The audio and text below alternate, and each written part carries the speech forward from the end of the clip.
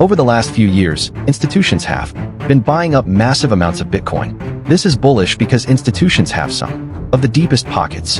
And all of this money flooding into the crypto market can only be good for prices, right? Well, yes, but only until you consider just how much BTC institutions now control. While we've all been busy staring at the charts, institutional investors have been scooping up BTC by the bucket load. So much so, in fact, that they now control over 20% of BTC's total supply. This is starting to raise concerns among investors who are wondering what happens if these major banks now offer Bitcoin exposure. Asset managers have rolled out spot Bitcoin ETFs. Public companies are adding BTC to their balance sheets. And we've even seen countries like El Salvador adopt Bitcoin as legal tender. At first glance, this looks like a huge win for crypto. After all, institutions have brought legitimacy, liquidity, and attention to Bitcoin like never before. What was once dismissed as internet funny money is rapidly becoming one of the world's most important asset classes. But dig a little deeper and you'll hear a very different argument. Critics argue that Bitcoin's growing ties to Wall Street and TradFi aren't a success. Instead, they see this wave of institutional adoption as a betrayal of Bitcoin's original purpose, a purpose laid out by its Sodomist creator, Satoshi Nakamoto. As most of you will know, Bitcoin was born in the aftermath of the 2008 global financial crisis. Trust in banks was shattered. Governments were bailing out. Institutions previously deemed too big to fail, and ordinary people were left trapped in a collapsed system that had proved it wasn't fit for purpose. This systemic failure prompted Satoshi to publish the Bitcoin white paper in 2008, outlining their vision for a peer-to-peer electronic cash system that would allow people to transact directly without relying on banks, governments, or indeed any other intermediaries. At its core, Bitcoin was designed to operate independently of TradFi. That means no central authority, no behind closed doors monetary policy, and no gatekeepers who can freeze accounts, censor transactions, or devalue the currency through endless printing. Instead, it offered a fixed supply, transparent rules, and a decentralized network secured by miners spread out across the globe.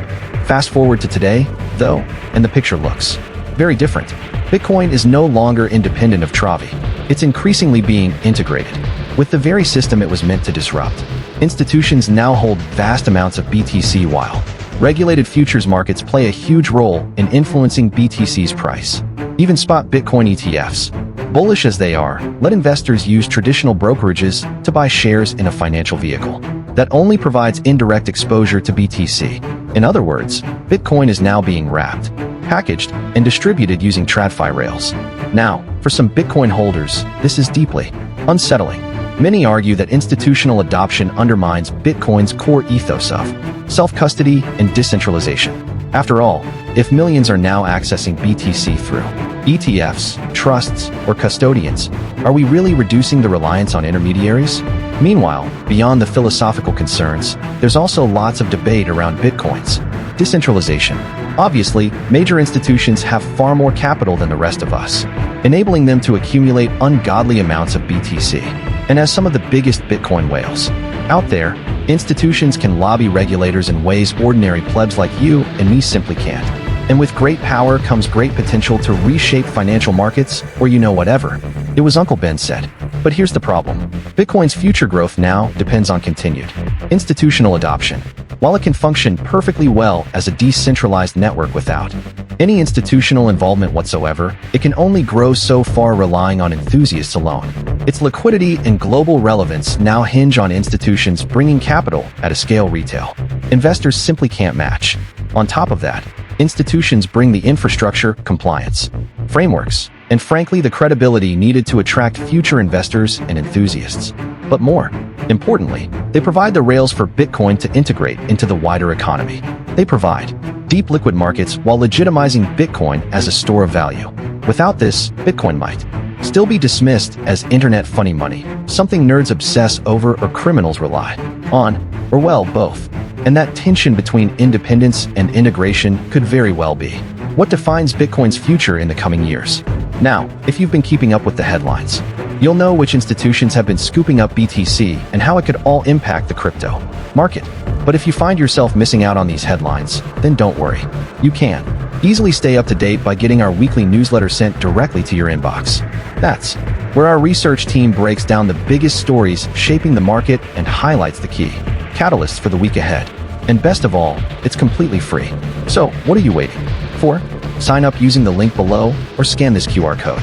Anyway, by this point you may be wondering just how much BTC is currently held by different institutions. When you break it down by numbers, the result is truly mind-blowing. Publicly listed companies have been some of the earliest and largest buyers. Collectively, they hold over 1.1 million BTC, with around 62% of that held by just one company alone. Yep, you guessed it, Strategy, formerly MicroStrategy. But it's not just public companies making waves. Bitcoin ETFs and exchanges actually hold the largest share of BTC at over 1.6 million coins in total. The largest player by far is BlackRock's iShares Bitcoin Trust, which alone holds roughly 780,000 BTC, nearly half of all institutional ETF holdings. Other major players include Fidelity's Bitcoin Fund with over 200,000 BTC and Gayscale's Bitcoin Trust with 167,000 BTC. These products have played a huge role in helping Bitcoin to merge with the legacy financial system. Governments, meanwhile, are also big holders of Bitcoin. Collectively, nation-state entities control around 646,000 BTC. The US alone accounts for roughly 328,000 BTC, followed by China with 190,000 BTC and the UK with around 61,000 BTC. Now, of course, most of this came from seizing Bitcoin from criminals. Elsewhere, private companies and DeFi entities have also accumulated boatloads of Bitcoin. Private firms collectively hold over 288,000 BTC, with Block.1 topping the list at 164,000 BTC, followed by USDT issuer Tether with 96,000 BTC. DeFi protocols and similar organizations hold roughly 372,000 BTC, much of which is locked up to back-wrapped or derivative versions of Bitcoin. In total, this means that institutions now hold well over 4 million BTC. As mentioned in the introduction, that's about 20% of the entire Bitcoin supply. And what's crazy is that this Bitcoin has been accumulated far faster than many analysts predicted. Case in point, back in May last year, Bitwise projected that institutional ownership would reach 20% only by the end of 2026. And yet here we are barely into the year, and that threshold has already been crossed. So what does this mean going forward? Well, if the current pace continues, institutions could end up controlling far more than 20% of BTC's total supply in the next few years. This could be likely if crypto enters a bear market, simply because BTC will be cheaper to accumulate. But obviously, that assumes they don't dump everything first in order to push prices even lower. This brings us to the pressing question of how much BTC is being sold by institutions and why. In case you missed the memo, there have in fact been some big sales lately. For example, Riot Platforms, a Bitcoin mining firm, sold over 1,800 BTC in December, according to the company's press release. This came after BTC fell roughly 20% over the previous 2 months, suggesting that Riot was either de-risking or planning one hell of a Christmas party. But the biggest source of institutional selling over the past few months has been from spot Bitcoin ETFs. Since their launch in January 2024, spot Bitcoin ETFs have become one of the biggest drivers of BTC's price action, both on the way up and on the way down. When ETF inflows are strong, BTC rallies. When outflows are strong, BTC crashes. Following October's massive liquidation event that saw almost $20 billion wiped from the crypto market, spot Bitcoin ETF investors rushed to de-risk. In November, spot Bitcoin ETFs saw outflows of over $3.4 billion, marking one of the biggest months for outflows on record.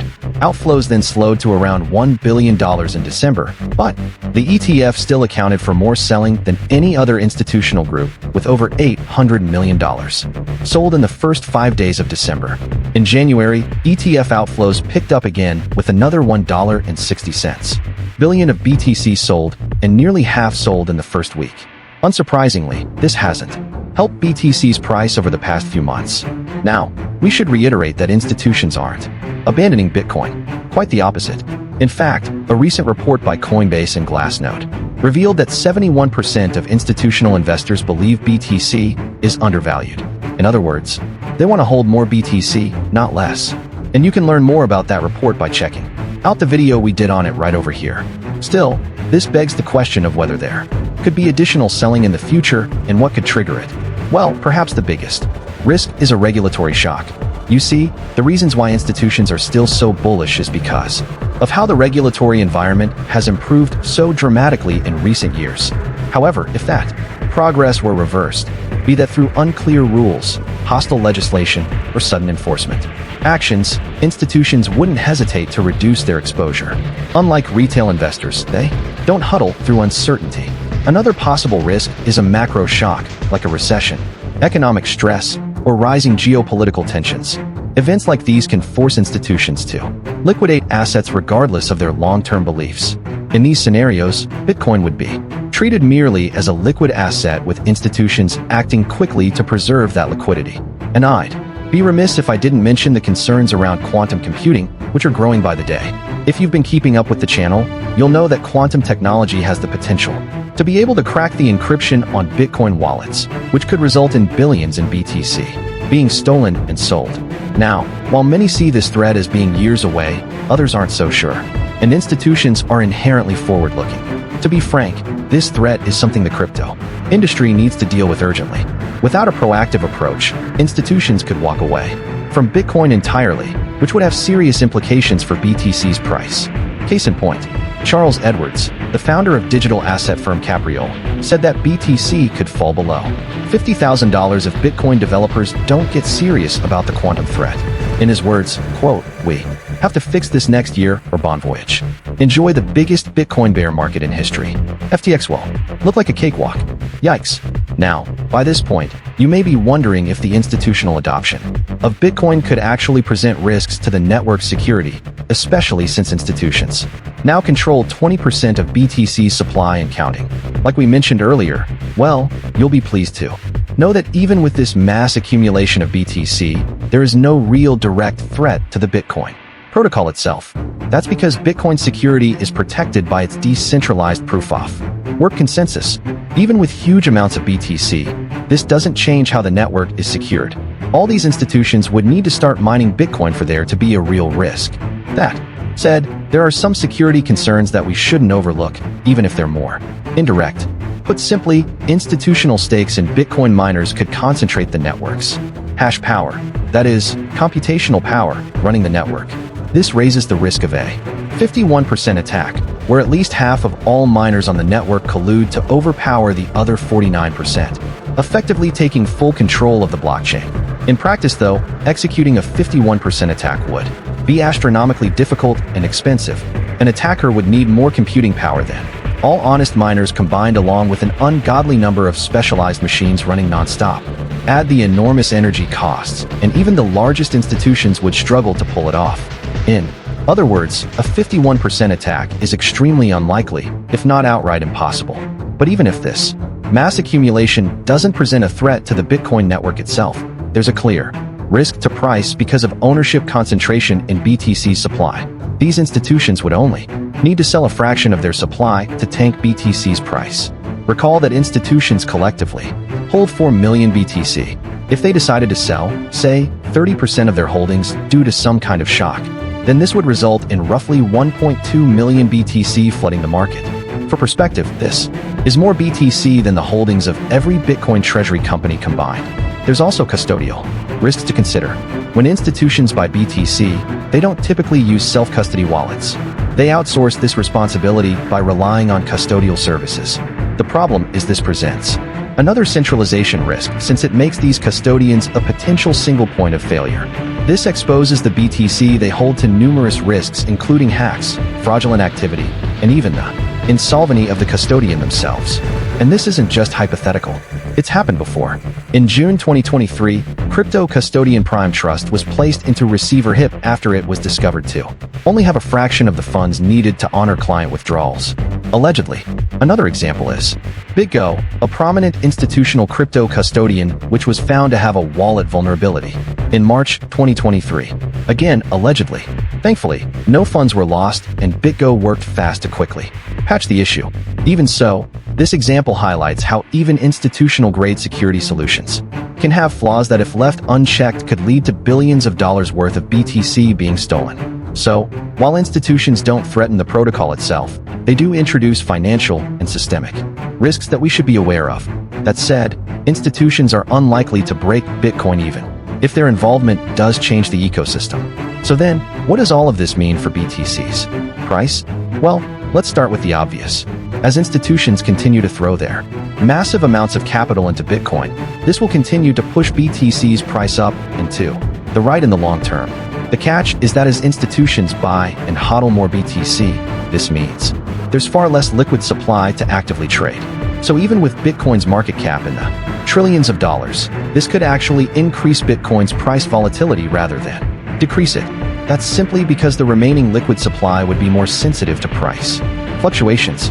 Now, of course, the flip side to this is that as institutions continue to quietly accumulate billions of dollars worth of BTC in the background, this will result in a passive bid that provides stronger support for its price. In other words, this constant flow of capital could actually make BTC less volatile in the long run.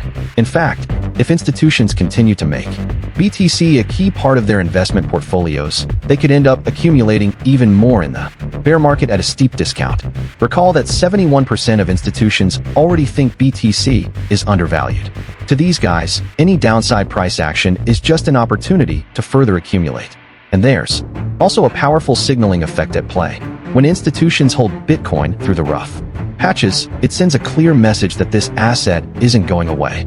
That kind of conviction is hard for even the biggest skeptics to ignore, and it lends credibility not just to Bitcoin, but to the broader crypto ecosystem as well. Naturally, this will attract many new investors to Bitcoin, both retail and institutional. Even so, there are very real risks, and we suspect that quantum resistance will become a major focus area for developers.